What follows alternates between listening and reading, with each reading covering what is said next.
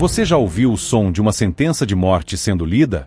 Não em um filme, mas na vida real. Uma sala silenciosa, um juiz com a voz firme, e uma garota de apenas 20 anos sendo informada de que ela vai morrer, por ordem do Estado. Esse é o tipo de momento que congela até o tempo. Mas o mais perturbador não é a sentença. É o que ela fez para merecê-la.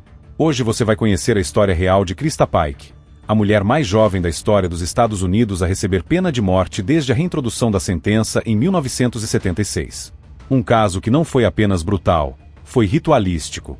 Um crime marcado por inveja, obsessão e um interesse sombrio por ocultismo. E mais, os bastidores do julgamento, os detalhes que o público não esquece, e o que Krista fez anos depois de estar presa, mostrando que talvez o horror nunca tenha saído dela. Mas antes de tudo, você precisa voltar comigo para o ponto onde tudo começou. Knoxville, Tennessee. Janeiro de 1995. Era uma manhã fria, como qualquer outra. Um casal corria próximo ao campus agrícola da Universidade do Tennessee, quando viu algo estranho, marcas vermelhas sobre as folhas secas. Uma trilha que cortava o mato até desaparecer no interior de uma clareira. Por instinto, seguiram. E o que encontraram ali mudou o nome daquela cidade para sempre. O corpo era de uma jovem. Estava parcialmente despido, com o rosto irreconhecível, o crânio afundado e feridas por todo o corpo. Mas o que mais impressionou foi um símbolo, grosseiramente entalhado na pele da vítima, e a ausência de uma parte específica do crânio, arrancada, como se fosse um troféu. A cena parecia saída de um filme de terror, mas era real. Era Colleen Slimer. Tinha apenas 19 anos. A brutalidade do crime não demorou a causar pânico. E rapidamente, o rastro de evidências levou a polícia até um lugar inesperado, o Knoxville Job Corp Center. Uma instituição pública de ensino profissionalizante, voltada para jovens em situação de vulnerabilidade. Ali, estudantes de vários estados recebiam moradia, alimentação e treinamento técnico. Mas por trás dos corredores formais e dos dormitórios supervisionados, o clima era outro. Conflitos internos, denúncias de má administração e um ambiente muitas vezes hostil entre os jovens se tornaram terreno fértil para algo muito mais sombrio. Foi nesse cenário que surgiu Krista Pike. Nascida em 1976, Krista carregava uma vida instável desde o berço. Criada principalmente pela avó, conviveu com o abandono do pai e a negligência da mãe, que enfrentava problemas sérios com o álcool. Quando perdeu a avó, foi morar com a mãe novamente e mergulhou no caos. Drogas, pequenos furtos e uma internação juvenil marcaram sua adolescência. Mas ao entrar para o Job Corps, parecia que ela queria mudar. Oficialmente, estava lá para estudar enfermagem. Na prática, mergulhou em outra direção: círculos sociais obscuros, envolvimento com figuras problemáticas, e uma ligação que logo se tornaria o estupim de tudo. Tadaril Shipp. Também estudante do Job Corps, Tadaril tinha 17 anos e vinha de Memphis. Seu histórico incluía pobreza extrema, envolvimento com gangues e um interesse peculiar, o ocultismo. Ele falava abertamente sobre rituais, demônios, sacrifícios, e isso, ao contrário de afastar, fascinou Krista. Os dois se tornaram inseparáveis. Era como se formassem uma bolha, alimentada por desejo, rebeldia e um fascínio crescente pela ideia de poder através da escuridão. Logo, uma terceira pessoa passou a circular com eles. Shadola Peterson, outra estudante, amiga próxima, que parecia tolerar, ou até compactuar, com as ideias cada vez mais bizarras da dupla. E foi nesse trio que tudo começou a ruir. A vítima, Colleen Slimer, não parecia se encaixar no perfil de alguém que despertaria ódio. Vinda da Flórida, tinha um histórico simples, estudava informática, e era considerada esforçada. Mas para Krista, ela se tornou um problema. Uma ameaça. Não porque Colleen tivesse feito algo grave, mas porque Krista acreditava que ela estava tentando se aproximar demais de Tadaril. Flertes, olhares, provocações, ao menos era isso que Krista dizia. Mesmo que colegas e a própria Colleen negassem qualquer intenção, a desconfiança virou obsessão. E a obsessão se transformou em desejo de punição. Krista começou a falar com outros estudantes sobre o quanto se sentia irritada com Colleen, sobre como tinha vontade de fazer algo ruim. E mais do que isso, contou a amigos que queria ensiná-la uma lição. Uma frase dita por ela na época ficou registrada. Ela pensa que é esperta, mas eu sou mais. No dia 12 de janeiro de 1995, a tensão finalmente explodiu. Krista convidou Colleen para sair do campus com ela, Tadaril e Shadola. Disseram que iriam fumar algo fora do dormitório, relaxar um pouco, quebrar o tédio da noite. Era uma quinta-feira, pouco antes das 8 da noite. Os 4 jovens atravessaram o terreno do campus e sumiram na escuridão. Horas depois, apenas 3 voltaram. Colleen nunca mais foi vista com vida. O que aconteceu naquela noite, entre as árvores silenciosas e as sombras da madrugada, não foi apenas um assassinato. Foi uma sequência meticulosa de crueldade. E o pior ainda estava por vir. A noite de 12 de janeiro de 1995 parecia comum para os estudantes do Job Corps. Alguns estavam nos dormitórios, outros circulavam discretamente após o toque de recolher. Mas ninguém notou o grupo que saiu em silêncio rumo à mata, carregando consigo uma tensão invisível. O que parecia um convite para fumar ou relaxar do lado de fora era, na verdade, uma armadilha. Krista, Tadaril e Shadola conduziram Colleen Slimer para um local afastado, perto do campus agrícola da Universidade do Tennessee. Uma clareira isolada, fria, escura. Ali, no meio do mato, o plano tomou forma. Primeiro vieram as acusações. Krista começou a gritar com Colleen, dizendo que ela era uma traidora, que estava tentando tomar o que era seu. Tadaril ficou em silêncio, observando. Shadola recuou, como se já soubesse o que estava prestes a acontecer, e preferisse não participar diretamente. Colleen, confusa, tentou explicar. Mas naquele ponto, não havia mais espaço para conversa. O que veio depois foi uma sequência que até hoje desafia a compreensão. Com uma caixa de lâminas, Krista atacou. Começou a cortar o corpo da jovem, provocando feridas profundas no torso. A cada tentativa de fuga, Tadaril a empurrava de volta, bloqueando qualquer saída. O ritual se estendeu por quase 1 hora. Gritos abafados. Desespero. Sadismo. Krista parecia não apenas envolvida, mas animada. Como se estivesse finalmente colocando para fora todo o rancor que alimentou por semanas. E o que torna tudo ainda mais perturbador é que, segundo testemunhas posteriores, ela falava frases desconexas, cantava e sorria. Como se não estivesse agredindo um ser humano, mas realizando um tipo de cerimônia pessoal. Em determinado momento, um pedaço de asfalto foi utilizado para esmagar o crânio de Colleen. A força foi tamanha que o impacto desfigurou o rosto da vítima.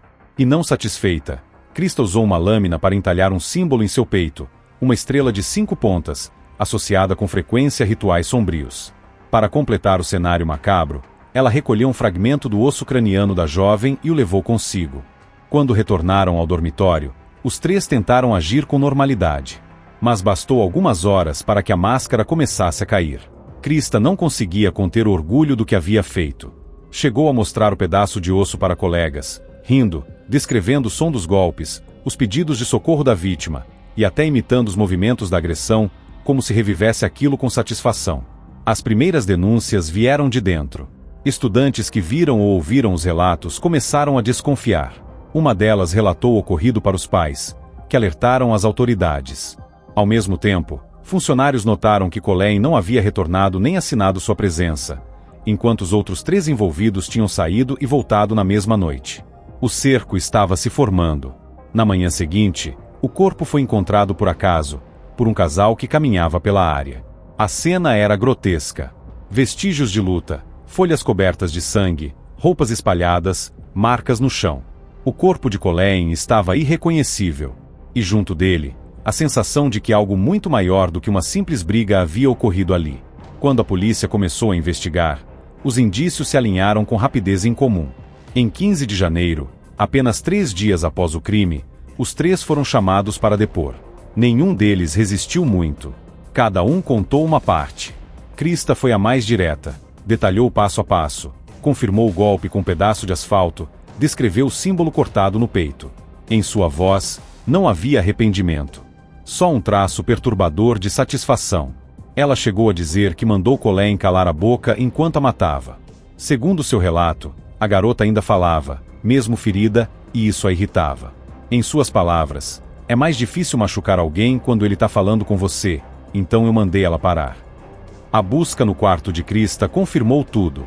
Lá, encontraram um pedaço do crânio guardado como lembrança, junto com objetos associados ao ocultismo. Um tipo de altar improvisado, com símbolos e anotações sobre rituais. Aquilo selou a narrativa. Não se tratava apenas de um crime passional. Havia uma carga simbólica, perturbadora, carregada de obsessões pessoais e ideias distorcidas de poder e vingança. A imprensa reagiu como se estivesse diante de uma bomba. A cidade de Knoxville entrou em choque. Manchetes estampavam palavras como ritual satânico, assassinato ritualístico, a jovem que matou por ciúme e prazer. A opinião pública exigia respostas. Como uma garota com apenas 18 anos poderia arquitetar e executar algo tão cruel? E mais importante, por quê? O julgamento não demoraria a chegar. Mas antes disso, o próprio ambiente onde tudo começou a ruir. O Knoxville Job Corps, já criticado por má gestão, enfrentou uma avalanche de críticas.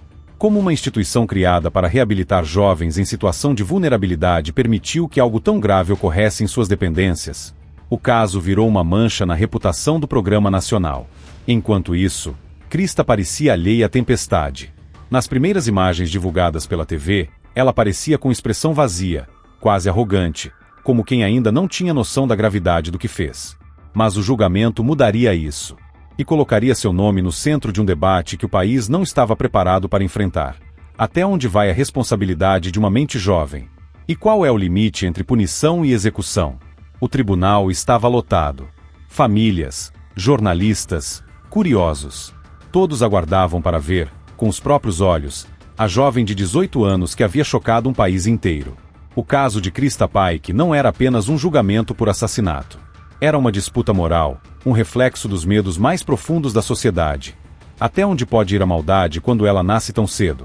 Em março de 1996, pouco mais de um ano após o assassinato de Colleen Slimer, Krista foi levada a julgamento.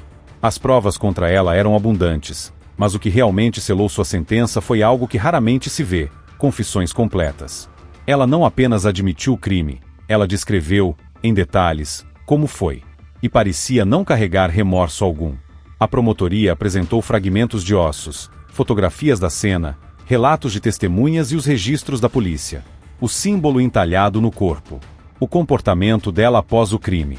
As falas frias, os sorrisos ao relatar os golpes. O troféu que guardou no quarto. Cada elemento pintava o mesmo quadro. Krista Pike não havia perdido o controle. Ela havia feito exatamente o que queria. Mas o que mais causou arrepio no júri foi uma gravação da própria Krista, onde, sorrindo, ela dizia, ela implorava pela vida, mas não adiantou. Nenhuma lágrima, nenhum arrependimento. A defesa tentou reagir. Seus advogados alegaram que Krista era fruto do ambiente. Uma infância cercada por abandono, traumas familiares, abuso de substâncias. Apresentaram laudos psiquiátricos que indicavam distúrbios mentais e instabilidade emocional. Disseram que Tadaril, o namorado, tinha enorme influência sobre ela. Que ele a manipulava, que alimentava suas paranoias. Que a atmosfera do Job Corps era tóxica, e ela foi empurrada para a beira do abismo. Mas o júri não se comoveu. As imagens do corpo, os relatos das testemunhas, a confissão sem emoção. Tudo era forte demais para ser diluído por uma narrativa de fragilidade emocional. Bastaram algumas horas de deliberação para que o veredito fosse entregue, culpada por assassinato em primeiro grau e conspiração para cometer assassinato. E então, veio a sentença. A juíza ordenou a pena de morte por eletrocução, o método vigente no estado do Tennessee na época. Um choque percorreu o tribunal. Não era apenas uma sentença qualquer, era um marco histórico. Krista Pike se tornava, oficialmente, a mulher mais jovem dos Estados Unidos a receber pena de morte desde a reinstauração da pena capital, em 1976. Enquanto a sentença era lida, a sala ficou em silêncio absoluto. Um silêncio tão pesado que parecia sufocar. Apenas a voz de Krista, em um sussurro desesperado, quebrou aquele instante. Por favor, minha mãe. Mas já era tarde. Do lado de fora, a notícia se espalhou com velocidade. Manchetes dominavam jornais e TVs.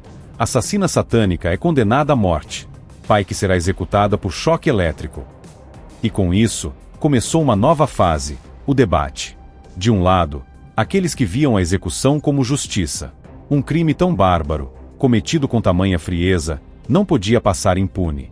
Do outro, os que argumentavam que a juventude de Krista, seus traumas e desequilíbrios mentais deveriam pesar mais do que o desejo por vingança. Ela era jovem demais para morrer. Ou não. Enquanto isso, Os outros envolvidos no crime também enfrentavam o tribunal. Tadaril Shipp, por ter 17 anos na época, escapou da pena capital. Foi condenado à prisão perpétua, com possibilidade de liberdade condicional após 25 anos. Já Shadola Peterson, que colaborou com as investigações e serviu como testemunha da promotoria, recebeu uma pena leve, liberdade condicional com supervisão. Mas o nome que ficou na memória coletiva foi um só: Krista Pike. Mesmo atrás das grades, ela não desapareceu do noticiário. Em 2001, já no corredor da morte, Krista foi acusada de tentar matar outra detenta, com um cadarço. A vítima sobreviveu, mas a brutalidade do ataque reacendeu as discussões. Estaria ela se tornando ainda mais violenta? Ou aquilo era apenas uma extensão da jovem perturbada que sempre foi? Mais tarde, em 2012, um plano de fuga bizarro veio à tona. 2 homens, um deles ex-funcionário da prisão, o outro, um admirador que trocava cartas com Krista, arquitetaram um plano para tirá-la de lá. A conspiração foi descoberta a tempo, mas revelou algo ainda mais inquietante. Mesmo condenada, mesmo trancada em uma cela 23 horas por dia, Krista ainda exercia algum tipo de poder sobre as pessoas. Enquanto isso, seus advogados continuavam uma batalha jurídica nos bastidores. Entraram com recursos, pedidos de revisão, alegações de incompetência da defesa original.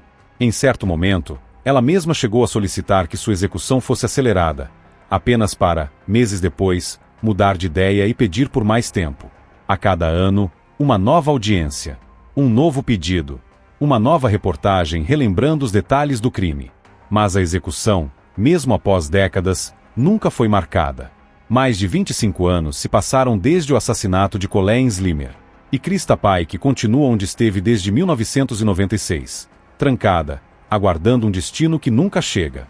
Mas o que significa isso, de verdade? Justiça adiada? Ou um ciclo que nunca se fecha?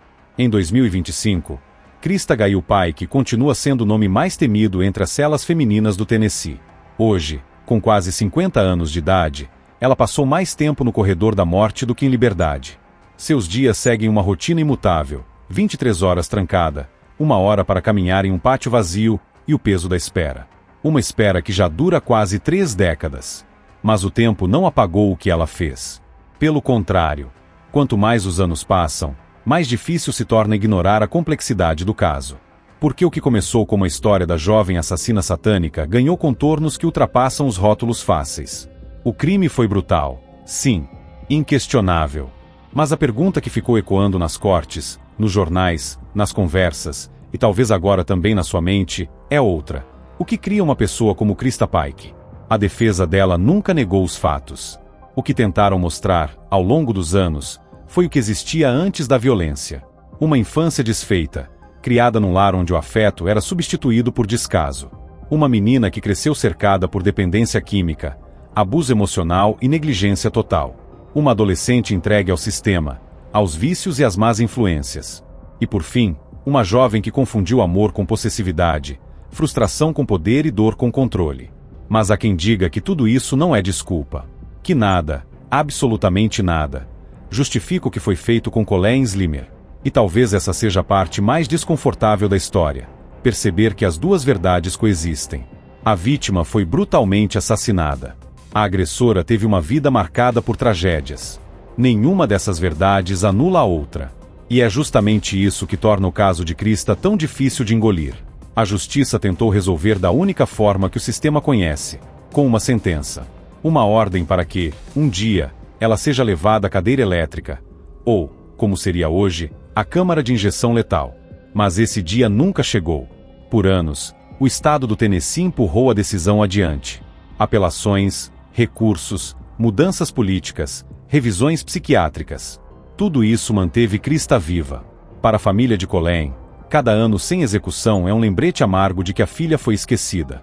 De que a justiça prometida nunca se cumpriu por completo. Para outros, é uma chance, ainda que remota, de revisar o que foi feito, de reavaliar a eficácia da pena de morte, e de repensar o que significa punir. Hoje, Krista se tornou um símbolo incômodo. Não é mais uma adolescente rebelde. É uma mulher que envelheceu sob luz fria de uma cela, cujo rosto já não carrega os traços de outrora, mas que ainda divide opiniões. Para alguns, é o exemplo perfeito do mal que deve ser erradicado. Para outros, É o retrato de um sistema que falhou com todos, inclusive com ela. O Knoxville Job Corps, cenário silencioso de toda essa tragédia, foi encerrado meses após o crime. A instituição jamais conseguiu se desvincular da associação com o caso. O terreno foi desativado, os prédios abandonados, como se a cidade quisesse apagar aquela memória à força. Mas memórias assim não somem. Elas se transformam. O caso de Krista Pike continua sendo estudado por criminologistas, psicólogos e advogados. É citado em livros, em documentários, em salas de aula de direito penal. E mesmo com o passar do tempo, ele ainda nos confronta com uma pergunta que ninguém quer responder de verdade. Nós conseguimos lidar com o mal, ou apenas escondemos ele atrás de grades e sentenças? Enquanto isso, Krista espera. Alguns dias, diz querer morrer logo. Em outros, briga por mais um recurso, mais uma chance, mais um adiamento. Talvez nem ela saiba mais o que quer. Talvez esteja apenas tentando adiar o inevitável. Ou talvez, o maior castigo já tenha sido imposto: o tempo. Um tempo que nunca a libertou. Um tempo que a obrigou a encarar, todos os dias, a versão mais cruel de si mesma. E se você chegou até aqui, talvez agora entenda por que esse caso nunca desapareceu das manchetes. Ele não é apenas sobre sangue, crime ou punição. É sobre a fragilidade da mente humana, sobre os limites da empatia, e sobre o que acontece quando a sociedade falha com todos os envolvidos, antes, durante e depois da tragédia. A história de Krista Pike não deve ser esquecida. Não porque ela mereça fama, mas porque Colleen merece ser lembrada. Porque a violência merece ser entendida. E porque, às vezes, os monstros que criamos não nascem do nada. Eles são forjados no silêncio, na ausência, na indiferença.